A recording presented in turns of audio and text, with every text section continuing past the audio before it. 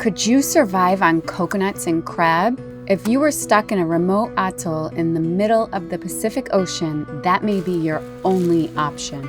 Most of the fish in the lagoon have Ciguatera, so eating them is like a game of Russian roulette. It's rumored lobsters climb over the outer reef into the lagoon around the full moon, but we only saw one dead lobster. But there are plenty of coconuts and land crabs. After traversing Raroia's bommie-filled lagoon, we anchored near a boat that was in fact stuck after a series of very unfortunate events, and the couple did survive on coconuts and crab, which made us ponder whether we could embrace the opportunity to live humbly and learn lessons that can only be taught by nature. We've been at Raroia in the Tuamotus for a few days now, catching up on work. Now we are going to go into shore and do some crabbing. We've been told, and actually Fabio did a little bit yesterday, that the land crabs here are really yummy eating. And Yoda is a total pro. So we're going to go into shore, take you guys with us, and get some crabs. These extraterrestrial-looking land crabs are competing with us for the precious coconuts, giving them their sweet taste. They skitter on the earth, hide in holes in the moist ground near brackish ponds. You have to be quick in the evening when they crawl out of their hiding. Yoda is the perfect hunter. She corners them and we pin them down with a machete and put them in a bucket. Their flesh is sweet, like the victory of the catch. All right, Fabio's already gone off into the woods. Our friends over here gave me another machete. Bob? Fabio? It's a man on a mission. I've spied my first crab. I'll poke him out towards you. Yeah.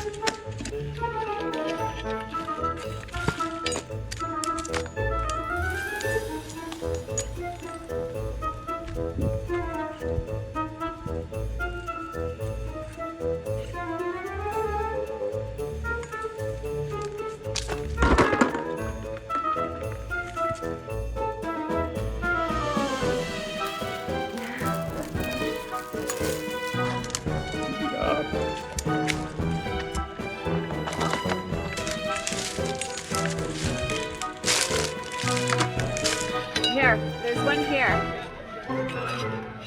Yoda is a very good crab hunter, actually. Oh, I think she maybe got it. Oh yeah, she's getting him out. Yeah, but she's gonna get bitten. Oh, Yoda, be careful.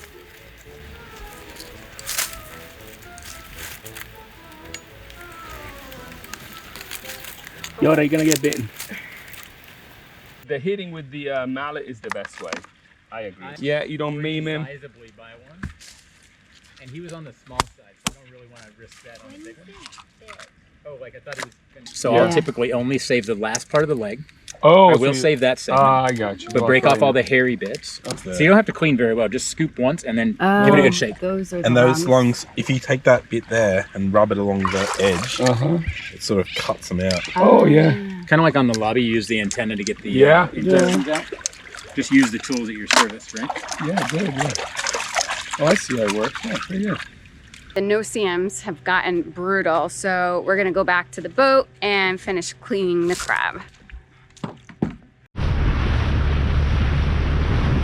All right, we're gonna steam this crab that we caught today. So here they are. It's not a lot of meat, I gotta be honest with you. You were a little grossed out by the hairy legs, right? No, I you know, I was. yeah, they're like interesting creatures. Yeah, I've always heard of people eating land crabs, but we had them in Florida. Very similar, actually. Yeah, and we never considered eating them. Normally, you would probably keep them in a bucket with some flour for a few days to let them circulate their intestinal content. But we removed everything, so it's just like basically just the legs. And the guys here said that they taste great. Yes. Without doing that. Without any further ado, we're gonna toss them in the steamer. All the crabs. Hey Siri, set up timer for 8 minutes. What do we have going on? So these have steamed, I steamed a little longer than 8. Just to be on the safe side, I did 10. And here we have the base for the sauce, which is garlic, butter, parsley. I'm gonna add some pepper and little salt as needed. Capers. Little capers, and at the end, little lemon juice. So the meat is pretty good. It's sweet.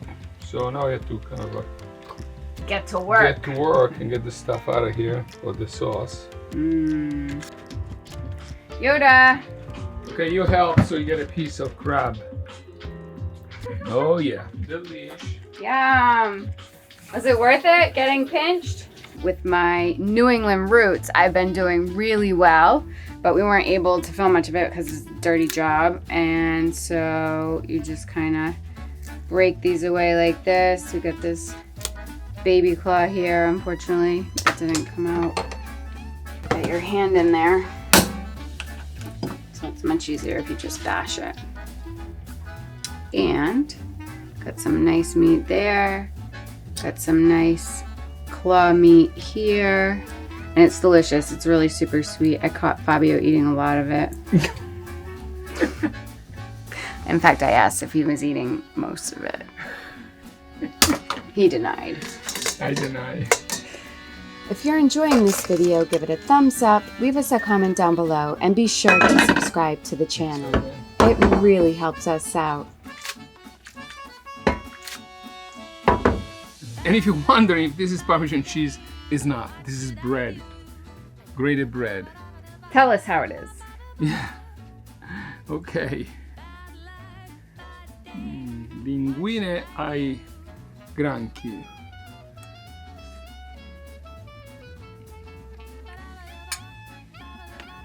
It's very good. I know, those crabs are so delicious. Yeah, I mean, it truly very is surprising. sweet. Surprising, yeah.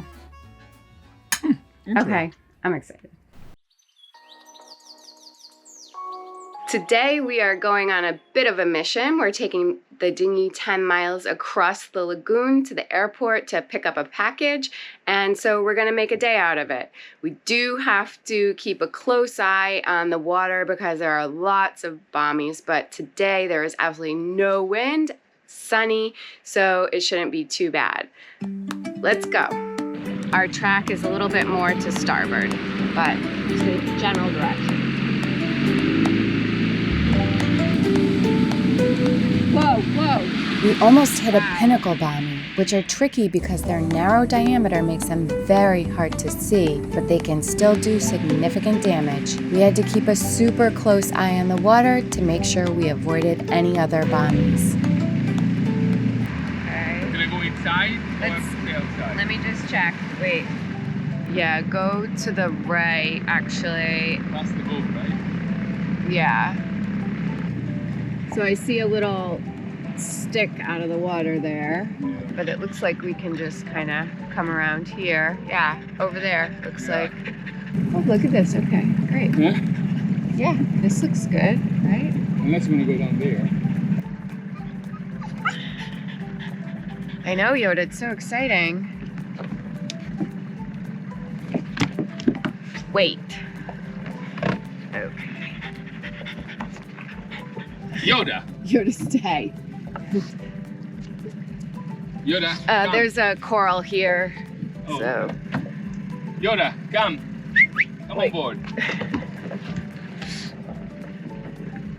While in town, we also planned to see what kind of groceries were available in such a remote place.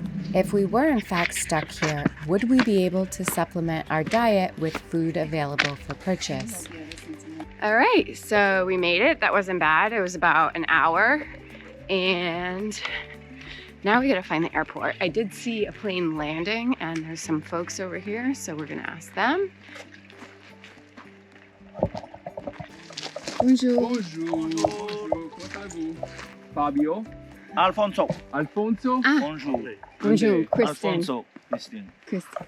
Alfonso, la dirección para el aeropuerto. Da. To the road. Ah, okay. Okay. 10 minutos. Oh, 2 minutes. Oh. Okay. Fabulous. 2 minutes. Okay, great. Look, Oh, there's look a at dog. this dog. Yeah, it's definitely cool. I feel though it is like in the middle of the ocean. Don't you feel that? Yeah. But they're pretty modern. If you look at the Oh, houses. for sure. Absolutely. They've got solar and yeah, it does look more modern, I think, than Yeah. our places, right? Yeah. Sounds like a school over there. This is the post office, yellow and blue. That's right. And it's satellite and solar water collection. I think that's fine.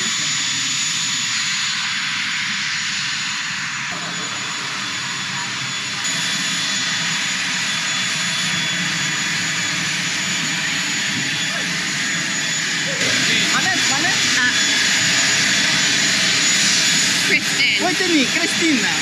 Wait. Kristen. All right, you got it. It worked. It worked. Easy, just like that. Okay.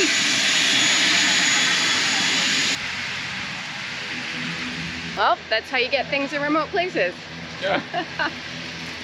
Fortunately, there was an airport here. We didn't realize when, like, Okay. before we planned to come here, there was an airport. So, super convenient.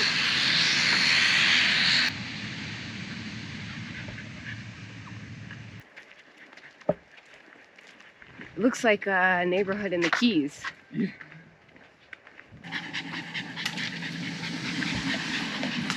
The people are so friendly. Oh, wow. Looks like church. Yeah. It is. Oh. Sure. I think we found it. It's down this little dirt road. And I just happened to see a sign that says distribution. And there's the classic Hanano banner.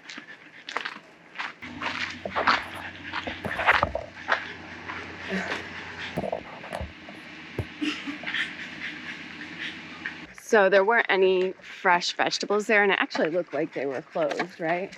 Kind of. But we have everything we need, so we just went. Because somebody in the Anchorage, they were like, if you see any tomatoes, I would love one. So we checked for that. But Outside of garlic, there were some canned items and rice, but not much else. it's so hot. Yoda is like, we're a little scared she's going to overheat. So we're going back to the dinghy and back across the lagoon to the boat. It is insanely beautiful out here this morning. It is a total glass off. I guess the wind died and the water is just like a lake. The visibility is incredible. I am looking down at a whole bunch of fish right now. With limited supplies available even in town, it seemed like coconuts and crab were a pretty good option for sustenance. A coconut tree is a simple thing. It gives all it has: pulp to eat and make copra, the dried white flesh from which coconut oil is extracted, water to quench your thirst, husks to make fire for cooking, smoke to fend off pesky no-nos, and leaves to build roofs. Food, drink, and shelter, all in one.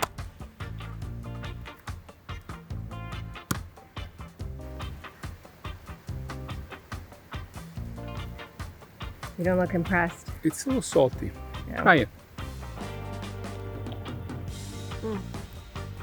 It was pretty good. Pretty good, right? Uh-huh. It's actually really good. Nice. Now drink it or save it? Let's save it.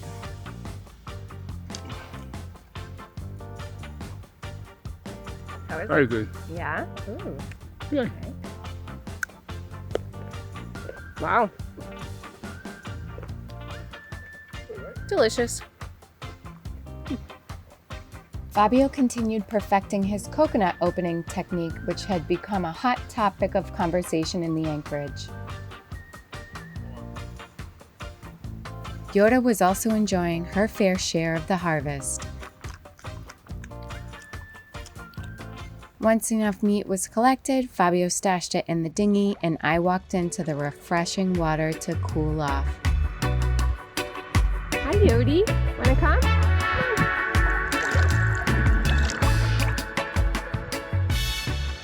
Small, giant clams with iridescent flesh decorated the coral heads throughout the lagoon. Scientists are actually studying these clams to see how their iridescent cells interact with algae to enhance photosynthesis. Small fish wove their way in and out of the reef, a mesmerizing game of hide and seek.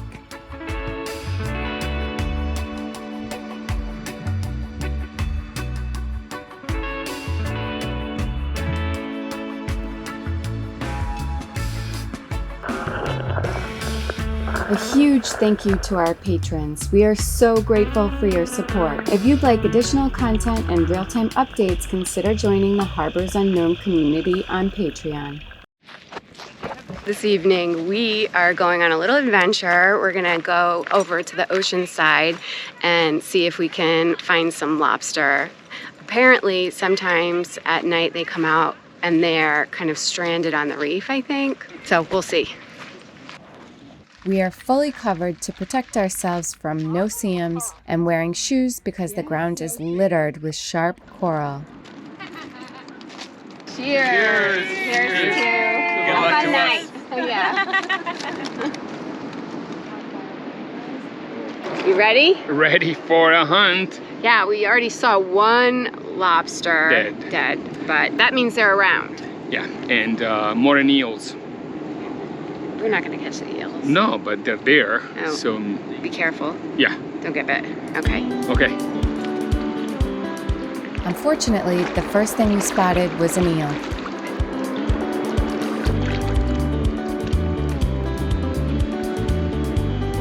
Look at this eel here.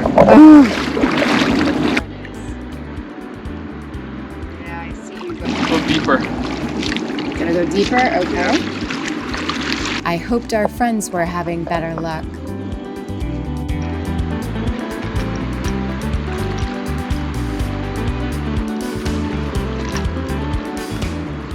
Did you get one? Because there's so much water, it's really tough to see. Yeah, exactly. But you know, we're dealt what we're given. Exactly. That's Mars. Yeah. Which we used to guide us back to Wanderlust.